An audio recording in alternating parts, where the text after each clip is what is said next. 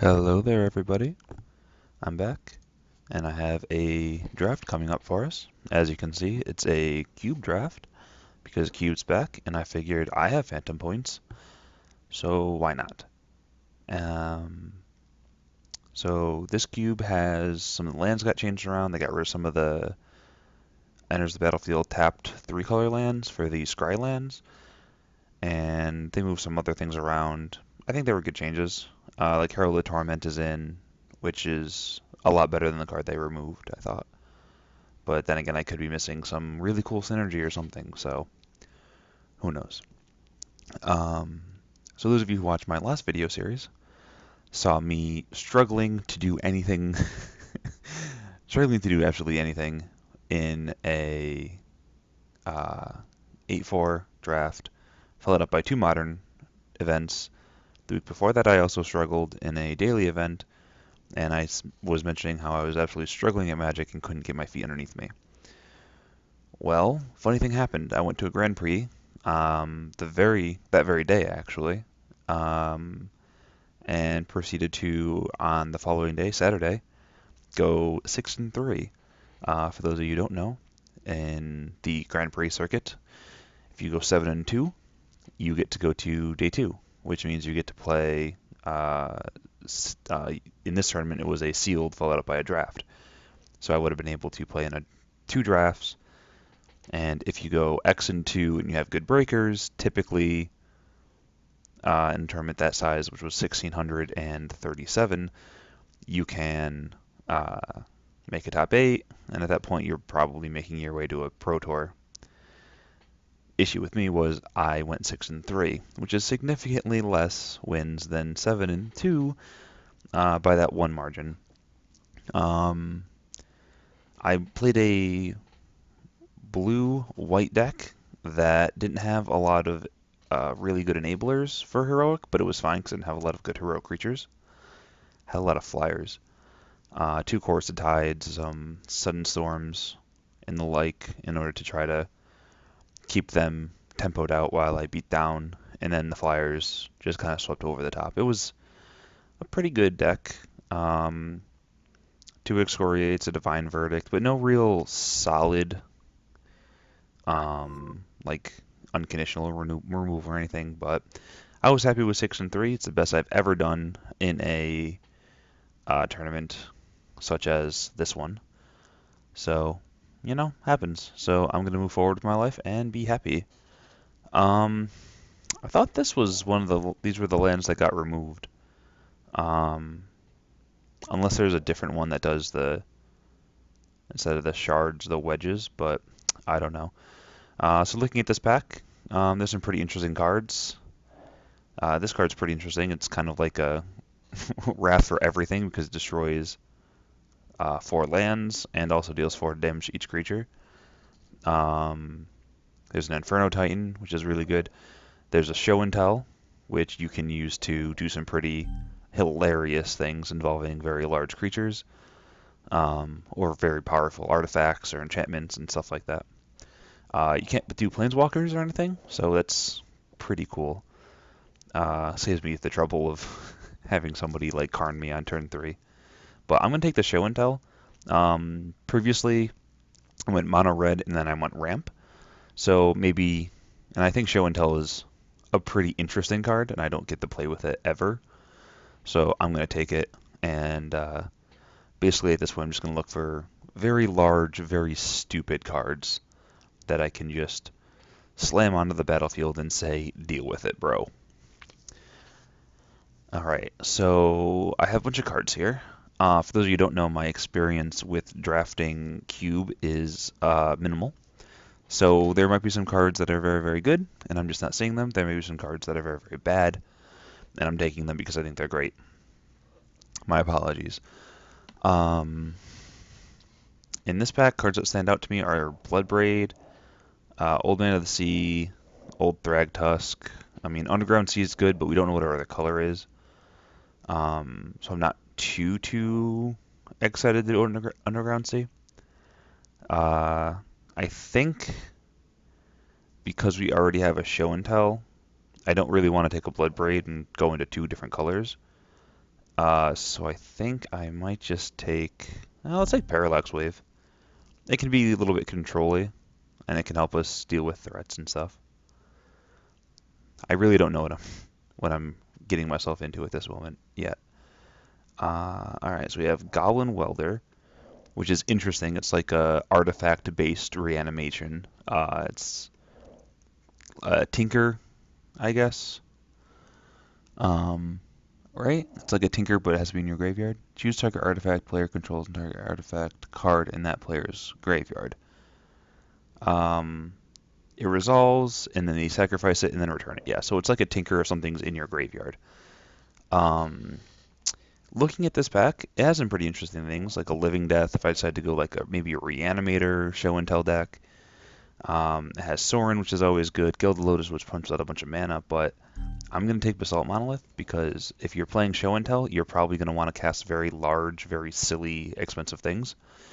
And Basalt Monolith is very good at giving you extra mana to do that because it taps for 3 and play this on turn 3, then you untap, hit a land drop, you're hitting 7 mana. That's often going to be quite good. This in mind, we're not taking a Bob. It would be quite the silly thing to do because then we could just be like, oh, look, we take 15 off of our Emrakul. So we're not going to do that. There's Wildfire, which is the other. It's basically the same thing as Burning of Zaire, except I think you choose each other's lands with Burning, but I'm not entirely sure how this card works in regards to that. But I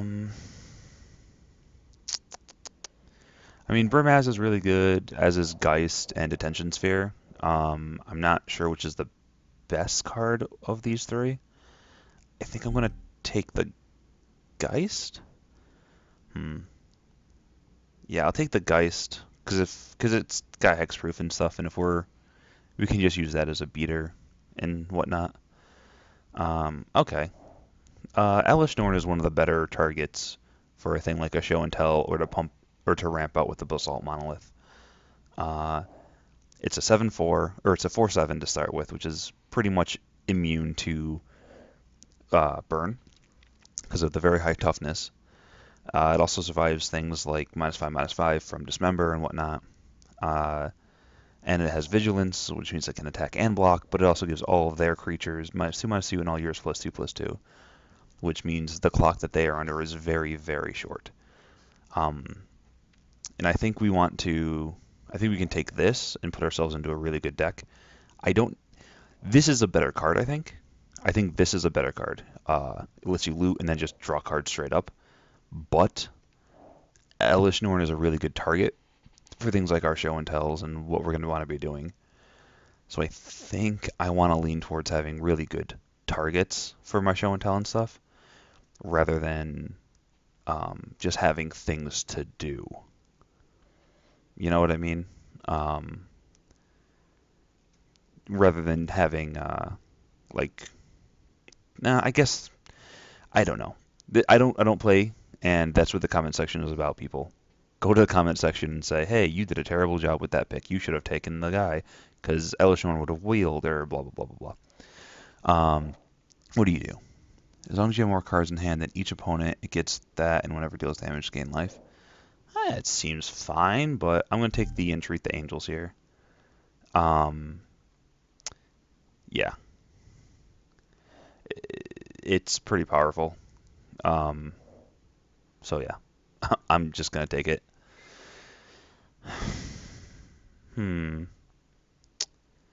What is this? It's the seal that does artifacts or enchantments. That's fine. Destroy all lands or all creatures. Creatures can't be regenerated. That seems pretty good.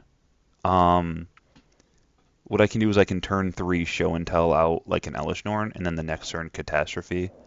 Or maybe not like that, but if I can get like Basalt Monolith and a couple other really good mana rocks, which there are quite a few of in the set. If I can get some good mana rocks going, I can just be like, Catastrophe. And they really can't do much besides sit there, stare at the board, and say, yeah, you got me. So let's see what happens. Exile Time Spiral. So it basically makes everyone draw 7 again, and you untap 6 lands. That's alright, I guess. Uh, Smokestack. Ugh. I don't think I'm the Smokestack deck, though. I honestly don't think I would know if I was a Smokestack deck, so what do? You get something for each creature, and then it becomes a power and toughness equal to the number of things and exile permanents. I'm going to take the land. The Karoo lands are pretty good, uh, and it's on color, and it helps me ramp, kind of. Not exactly, but kind of, because you get to play it, bounce a land, and replay the land, so it's kind of like playing 2 lands, and it also taps for double. So if you have, like, the free quote-unquote Urza spells, you get to tap and then untap, which seems pretty good. Um, so what do I want here? I mean, Savannah Lions doesn't really seem like what I want to be doing with this deck. I think I want to be a little bit more control-y and stuff. Um, I guess I'll take Earthquake, just as like a Wrath effect. Um, I guess I could take another Earthquake. I guess it isn't too bad with like Basalt Monolith and the like if we can get there with them. Or I can take a C, which will help me splash for black if I need to. Take black cards. Um, I don't really think I want to be in red with this deck. I don't think red has too many like really big bomby cards. So I'm just gonna take the Underground Sea. Um, I mean, Curse Caster's a non-zero amount of card. Uh, Return creature you control to its owner's hand. Enters the battlefield, exile a card from a graveyard. I mean, it does stuff. It's a flash flying 3/2 for 3 that ETB bounces a card you control, I guess. Oh, that's nice. We got the Detention Sphere back. So we can definitely be on the, so I can use that to be a little bit more controlling. Momentary Blink is nice for ETB effects that I want. Um, so like if I play Momentary Blink with like a good card out, that's good. You can also use it to counter spells that people use against your creatures. Alright, let's hide these guys, because we're probably not playing them.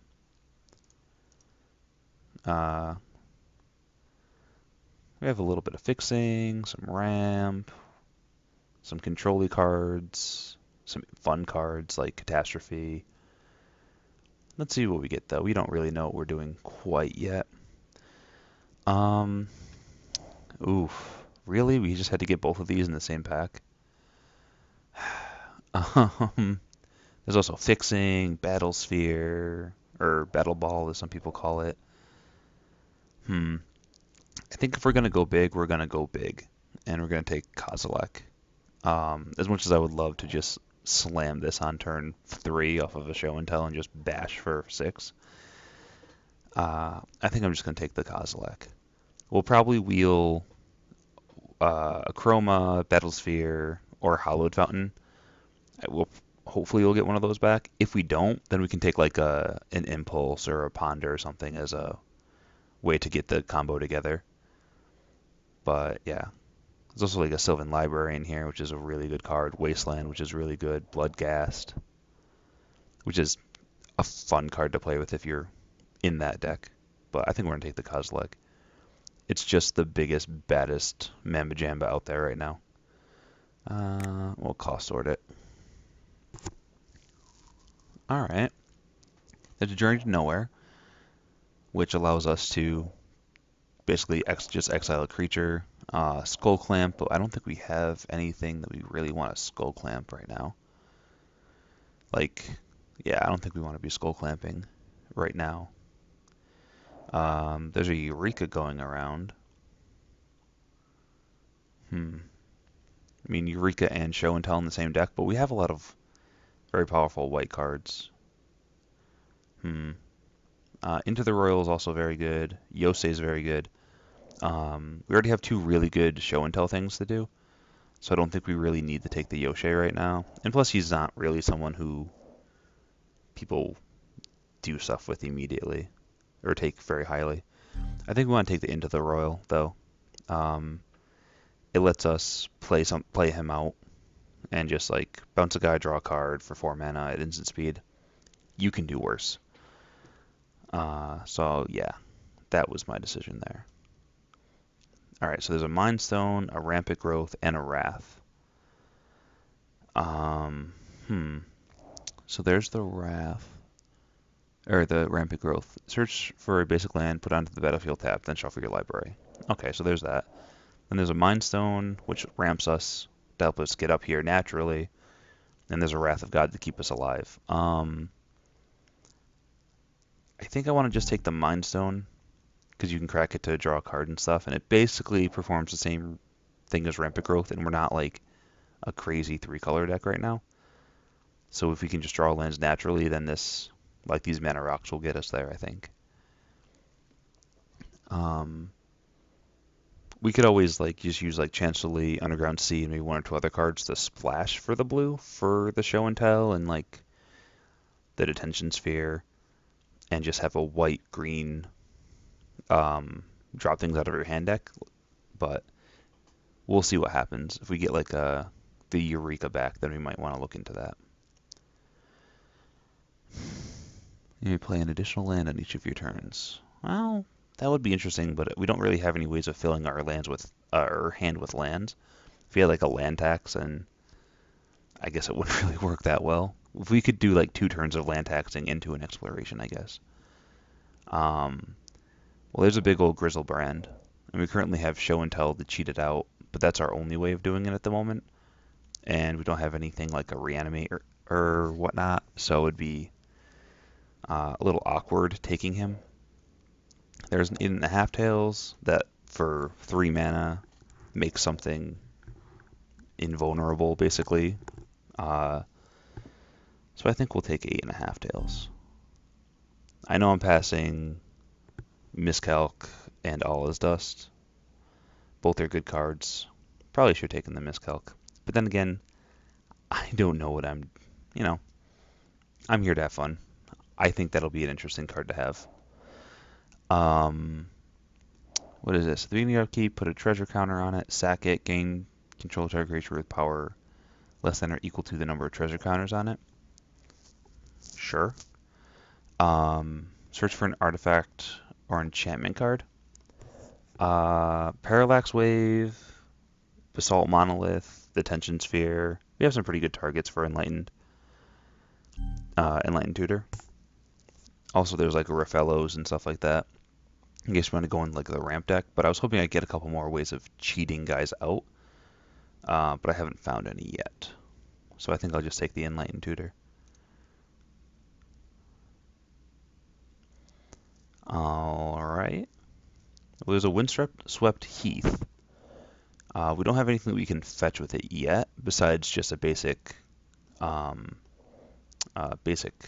plains. But if we do end up moving in a little bit on the into the blue or into the green, then it could be a very good card in our hand or in our deck. Or we can just take a Serum Visions, but we're pretty much base white. We're not like married to our blue right now. So I think I'll take the Heath and just kind of hedge a little bit on that. Okay. So it enters with 4-time counters, remove a town counter from it, 1 last one. Okay.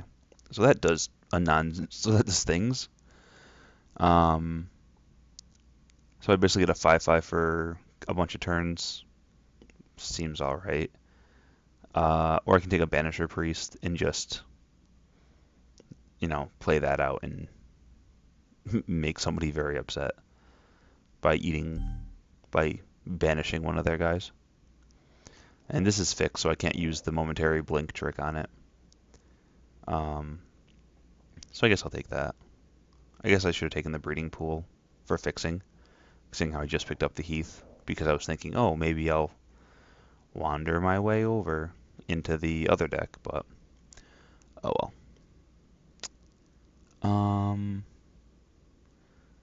beginning of your upkeep, enchanted creature is untapped, tap it. That's fine. Um, hmm. Could take like a Baloth or an Acidic Slime. Both are pretty decent with Momentary Blink. I think the Slime has the best value though. Because this is just like, oh, they made me discard it, and then I gain some life incidentally. Oh, this is a gift. I'll take an Akroma. Hopefully we can get some more ways of cheating cards into play, or more Basalt Monolith, Mind Stone type cards. But we're not seeing them in this set of packs, I don't think. Massacre, Yosei. I think we're set with our finishers right now. We need more ramp and stuff to get there at the moment. So I don't really want to take Yosei. So I think I'll just take the Growth Chamber.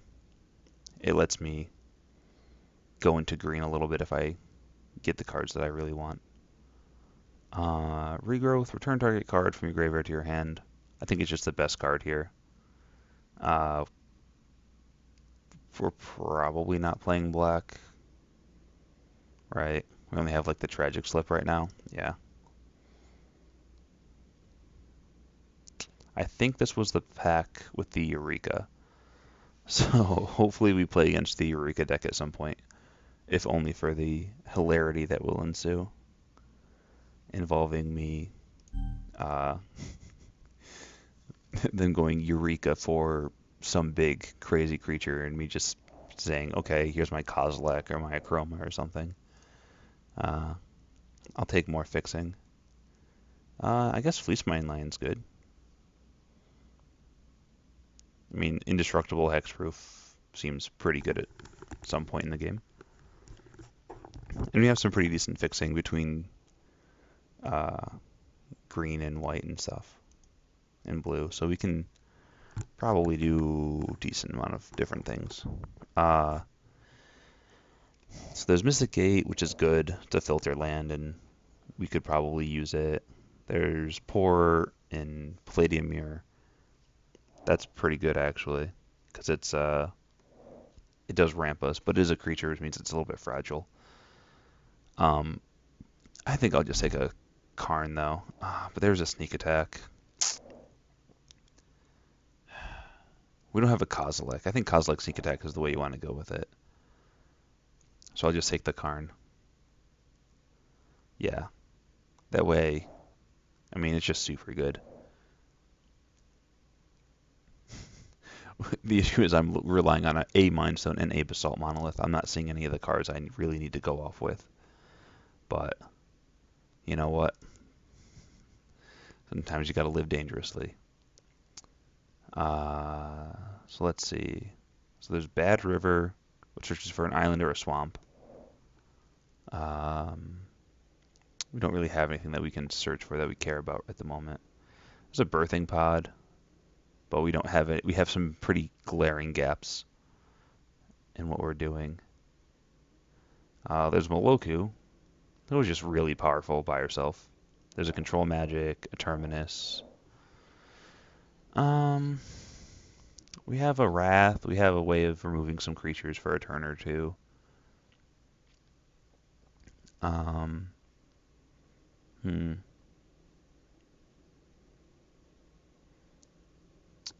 don't think we want the Bad River, because we don't really have anything good to search up with it.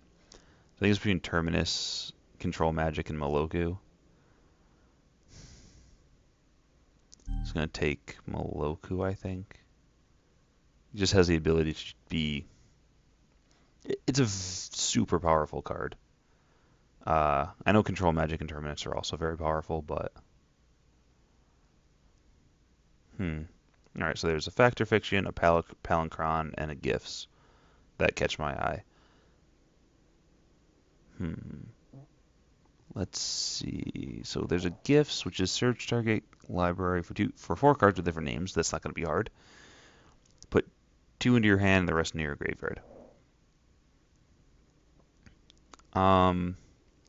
So if we have like a Show and Tell in hand, we can go get Kozilek, Akroma, Karn, and Elesh Norn.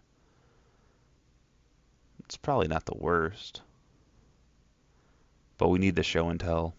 Or we can get like Mind Stone, Basalt Monolith, and creatures. I think I just like Fact or Fiction better. Because this lets us search our deck, but it doesn't do enough for us, I don't think. I think we need the Thoth.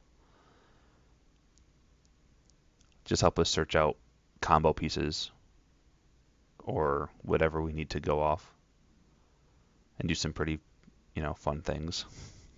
Well, fun for us, I should say. Our opponent's going to look at us and say, oh, this makes me feel sad. Um, enchant creature. When an enchant creature dies, that creature's controller may search his or her library for a creature card and put that card on the battlefield. If he does, he shuffles his or her library. I remember this card. This is the card that completely rocked me 2 games in a row. And it's another way of cheating guys out. We have Windswept Heath and a couple other things that make green mana. Yeah, playing this on it's when it dies, right? So playing this on like literally like a Geist and then just beating with the Geist repeatedly, hoping that you're, making them have to block. Yeah, that's pretty good. I would like a Lotus Bloom. Flicker Wisp is even fine, but yeah, it's another way of cheating guys out. So it's kind of fun. Um, Lands don't tap during their controller's untap steps. Untaps a land. Okay, so that's fine. We don't. Again, I wish we got some more mana rocks, but we only got the 2, and they were fairly early on. So, but oh well. Um, I think the pick here is just to go with the Sphinx's Rev, because if we can get like Basalt Monolith online, we can draw some cards, gain some life, in case somebody's playing this against us. Yeah, and it can draw us into like lands and stuff, so we in what we need to move our way up. Yeah, let's do that. Notice my lack of hiding things because I have no idea what I'm doing right now.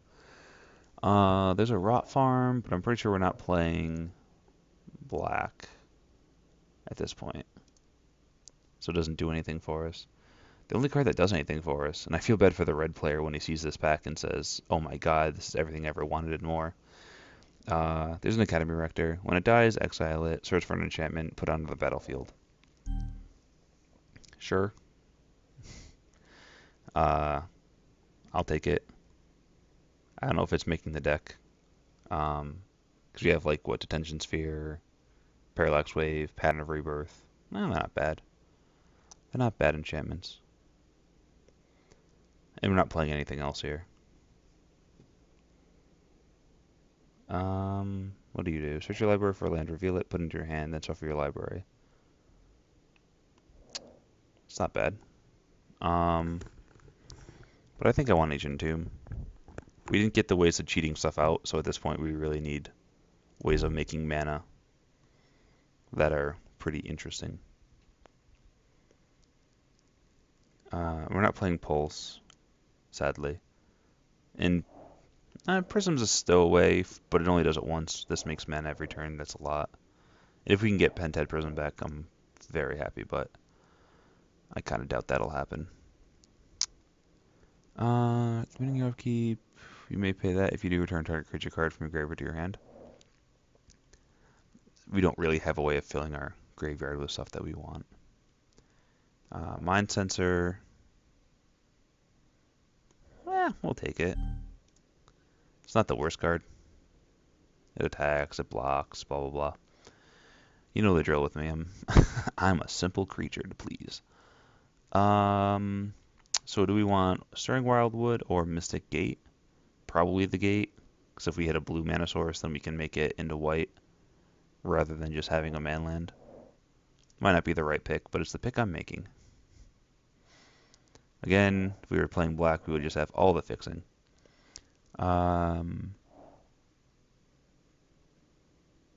Turnabout could be interesting, because we could name land with like Growth Chamber and Chancellery and a couple other cards out.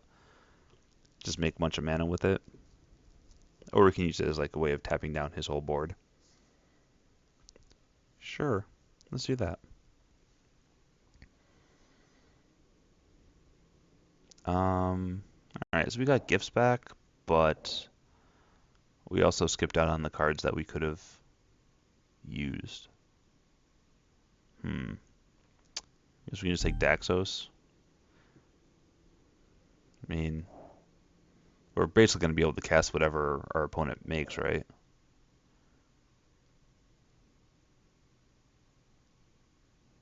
We'll take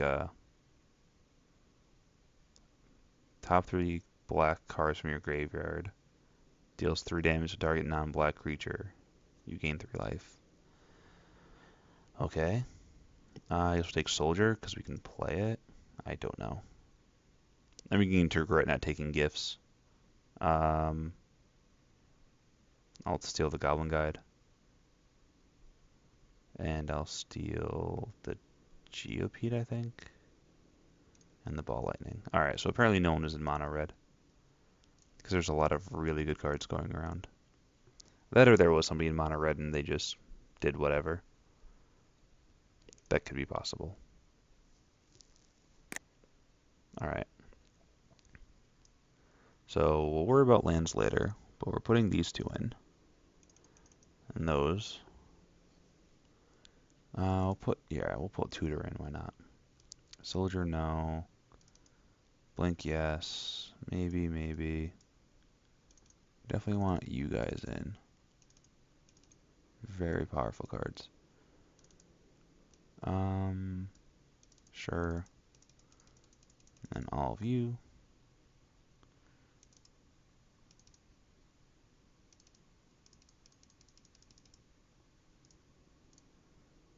Alright. That's 25, so I want to cut like 2 cards. Because even though I have Karoo lands and Ancient Tomb, Mana Rock, and a couple Mana Rocks, I still want to have a good amount of mana so I can get up to my 7s and 9s and 10s and oh my god, what am I doing with my life? So we can cut the Rector.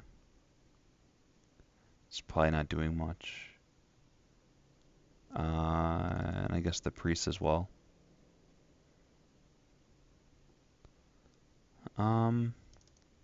Let's cut the Blink. If we only have 8 creatures, the Blink's probably not going to do much for us. Because it's target creature you control. And this only triggers on death, not on exits the battlefield or when that enters the graveyard or something like that. Yeah, this is it, I guess. We're not really going to have aggressive draws, but we can have some interesting things happen. So I'll put you in, no. And you go in, and you go in. Alright, and then we'll add land.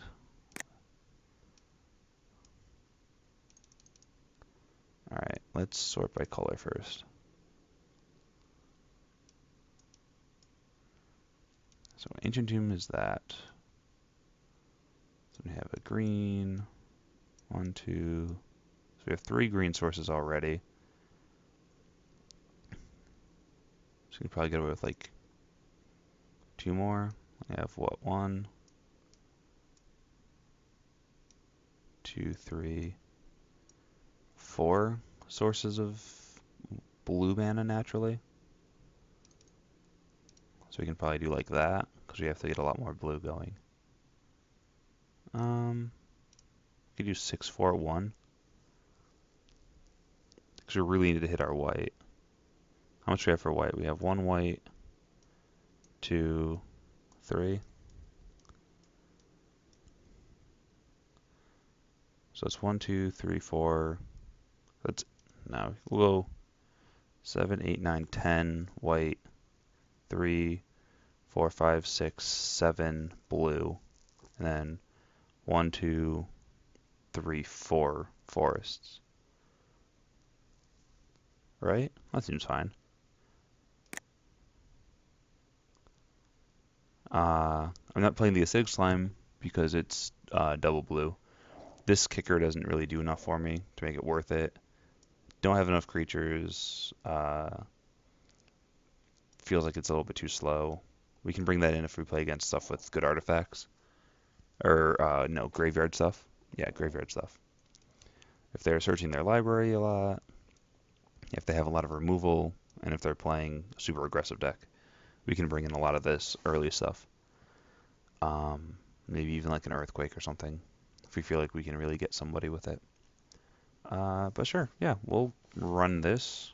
Uh, Sadly, we got a show and tell and a bunch of really good stuff to go with it, but then we only got 2 mana rocks early on, and you know, we could have done better, but oh well. 'Tis how Cube works.